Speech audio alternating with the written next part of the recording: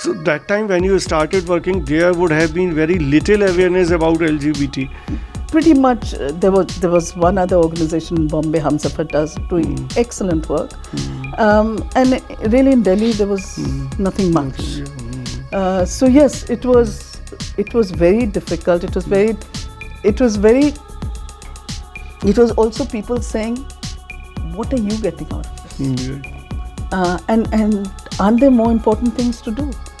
We have bigger issues like poverty and women's issues and dowry and you're getting stuck here. What is the use?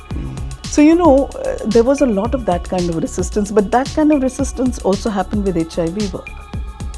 So it was very linked. Yeah. So, but then initially, what was exactly your focus? I mean, you wanted to create awareness on these issues, or you wanted to have better rights for such people or better health facilities? See, what exactly was the focus? I came completely from the HIV prevention lens. My life is dedicated to HIV prevention, even now. For me, that is critical and central because I had seen too many people die. I had lost too many friends from a disease that is so preventable. So I definitely came from that. But I think what HIV does make you do, it makes you understand that people will not and cannot protect themselves if they cannot value themselves. And I had lost a lot of gay friends to this awful disease. There was a time in the 80s when all we did was go to funerals, and I knew that we could prevent something like that happening here because there was enough information.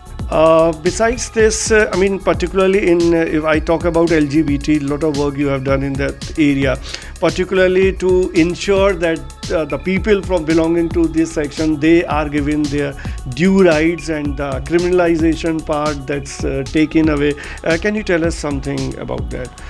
Well, I think it's been a long battle to get homosexuality decriminalized, and many groups have played a very critical role in this.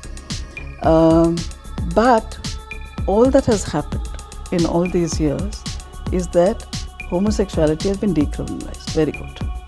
Yeah. So. But please, we still haven't given people from the LGBTQI community their rights as citizens of this country. Exactly. All that has happened is we've told them, okay, you're no longer criminals. But do you have the right to marry? Do you have the right to inherit? Do you have the right to file taxes as a couple? Do you have rights to access LTC if you're a government employee? Do you have the right to take care of your partner if he or she is sick? None of those rights are given to people. What is the status about all this? I mean, whatever you talked about, whether it's only on the concept basis or the idea basis, or some debate has started among the policy makers, some initiative has started. Where the things stand? Policy makers, I don't think.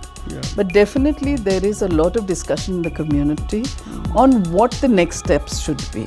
Because there are many, one is trying to figure out, do we look at a civil law? Do we look at a law specific to the LGBT community?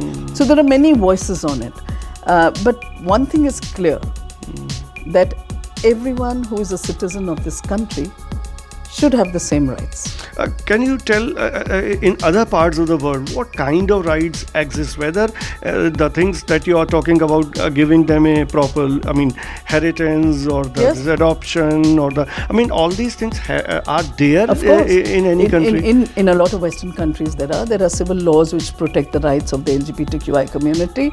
Of course, all of that exists. But on the other hand, you also have many African countries, and recently Brunei, where the Sharia law basically is saying that you can stone people who are homosexuals to death. So we have both things happening in this world.